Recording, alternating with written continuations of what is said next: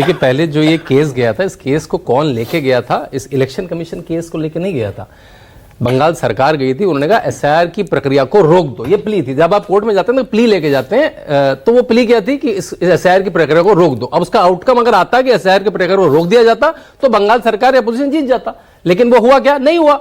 और जब क्योंकि पार्टी ईसी भी थी तो ईसी पहुंचा, ईसी ने पूछा भाई हमारे साथ ये दिक्कत है, हमने कहा ग्रुप ए के ऑफिसर दो, ये लोग हमें नहीं दे रहे हैं। तो कोर्ट ने उसको सॉल्व करने का, अच्छा उन्होंने कहा आप दे पाएंगे? उन्होंने कहा हमारे पास नहीं, ऑफिसर ही नहीं है। बिल्कुल कोर्ट की मैं प्रोसीडिंग बता रहा हूं। उन्होंने कहा ठीक है हम देते हैं फिर आपको, बस इतना हुआ। तो जीत हार कहां से तय कर ली भाई इन्होंने? तो एक तरह से आपकी प्ली क्या थी? एसआईआर बंद कर दो, आपकी मानी गई कि आपकी प्ली नहीं मानी गई? उन्होंने जो प्रॉब्लम को सॉल्व कर दिया, जो दोनों में खिंचातनी थी कि ग्रुप ए के ऑफिसर कहां लाए। दूसरी बात है कि एसआईआर की प्रक्रिया पे मैं इस पर काफी स्टडी करता हूं, मेरा एक पेपर भी है इस पे। मैं पूरी दुनिया में डेमोक्रेसी में दो चीजें बड़ी इंपॉर्टेंट है कि इलेक्शन का प्रोसेस क्या है और इस इलेक्टर का रोल क्या है। आपको पता है यूके में जो लास्ट इलेक्शन हुआ तो पहला इलेक्शन है जो आइडेंटिटी कार्ड पे हुआ। विदेशों में आइडेंटिटी कार्ड भी नहीं होता, बस आप कह दें सुनील साजन और वोट कर दें, अगर आप बाद में गलत हुए तो आपको कार्रवाई होगी। अमेरिका में आज भी बहुत सारे स्टेट हैं जो बिना आईडी कार्ड के आप वोट कर सकते हैं, और बड़ी मांग है, आपने देखा होगा एलोन मस्क से लेकर डोनाल्ड ट्रंप सब बोलते हैं कि वो आईडी कार्ड के पक्षधर है। अभी ज्ञानेश कुमार जी ने, जिनको ये लोग सुबह शाम गालियां देते हैं, एक बहुत बड़ी कॉन्फ्रेंस करी जनवरी में। उसका नाम था, मैं कॉन्फ्रेंस का नाम पढ़ देता हूं, international conference on democracy and election management. उसमें 70 देशों के इलेक्शन कमिश्नर, उनके मजदर आए। 3 दिन की कॉन्फ्रेंस चली, उसमें कम से कम आधा दिन एसआईआर पे था, और हर बहुत सारे देश ईसी भारत से, ज्ञानेश कुमार से कंसल्टिंग लेंगे कि एसआईआर कैसे करा जाए। क्योंकि कौन नहीं चाहता है कि हमारे इलेक्शन अच्छे हों, क्योंकि आपका डेमोक्रेसी का बेस हुई है। पहले ईवीएम खराब थी, कोर्ट ने बुलाया कि ईवीएम हैक करके, तो उन्होंने वो नहीं कर सकते, वो तो हम बस बोलने के लिए चैनल पे बोलेंगे कि वहां पे हमारे पास एक फायदा रहता है, चुनाव हम हारते जा रहे हैं, क्या बताएं कि हमारा नेता खराब है। अखिलेश यादव कुछ करते ही नहीं है, अखिलेश यादव संसद में उनकी 30% अटेंडेंस है, ये तो नहीं बोलेंगे ईवीएम खराब है, अब ईवीएम नहीं कर पाए। अब राहुल गांधी ने पीपीटी बनाया और कहा भी इलेक्टोरल रोल खराब है, तो इसी ने कहा ठीक करते ना, ठीक नहीं करो, प्रॉब्लम बताता रहूंगा, जब चुनाव कभी मैं हारूंगा, जो रोज ही हार रहा हूं, तो देखो इलेक्टोरल रोल खराब था, अब ठीक कर रहे हैं इलेक्टोरल रोल। अच्छा, आपने दोनों नेताओं का जिक्र कर दिया, बहुत बढ़िया किया। अखिलेश यादव गद्दार हैं क्या?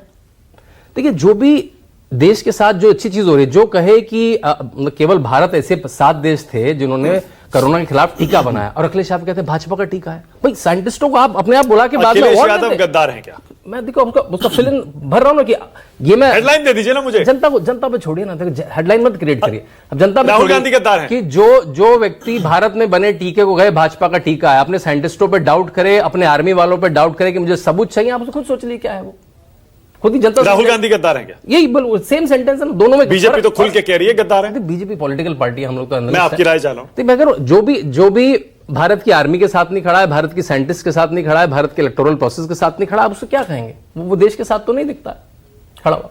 यूथ कांग्रेस का प्रदर्शन सही था क्या? बिल्कुल नहीं सही था। देखिए, वो एआई की इतनी बड़ी कॉन्फ्रेंस है, आप उसमें सुंदर पिचाई से लेकर चैट जीपीटी के व्यक्ति को लेकर आ रहे हैं, फ्रांस के मैक्रोन आके हमारे बारे में क्या क्या बात कर रहे हैं, उसमें आप जाके आप भी जाइए, आप भी अपना स्टॉल लगाइए। भाई एआई से हम अपनी पार्टी में ये करें, आप अपनी बात बताइए।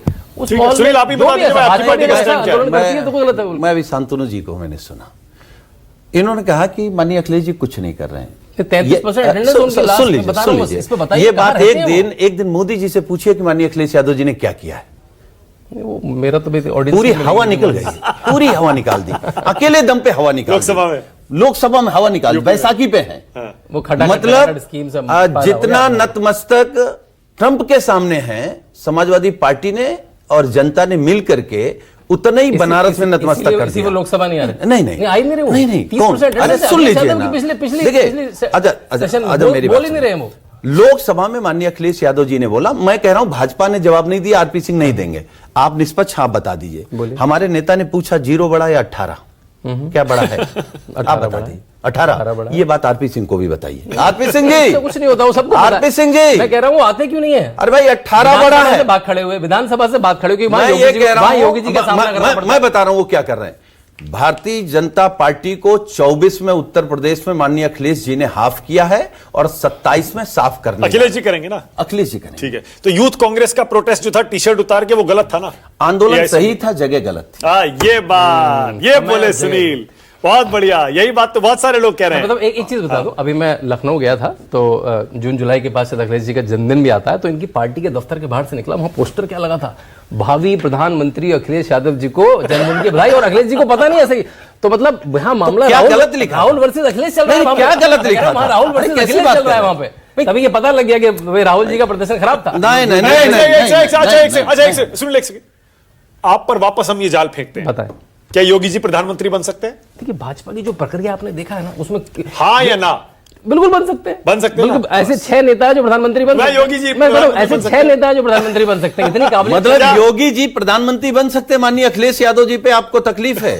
उनसे ज्यादा पढ़े लिखे, उनसे ज्यादा समझदार, उनसे ज्यादा काम किया। बिल्कुल, लेकिन एक बात बता दो, देखिए योगी जी और अखिलेश यादव में बड़ी समानता है, दोनों की उम्र भी बिल्कुल बराबर है, अखिलेश यादव 1 साल छोटे हैं। दोनों ने बीएससी करी और दोनों ने अपनी मास्टर्स छोड़ दी। अब छोड़ी क्यों?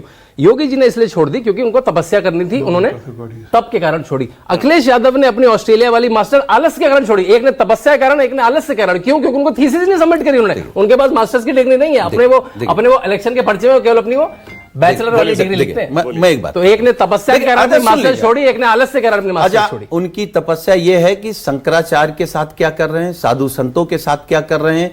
मुझे लगता है वो साधु संतों से पूछ लीजिए, आप गूगल कर लीजिए, सुनिए आप गूगल कर लीजिए या इतिहास में पढ़ लीजिएगा।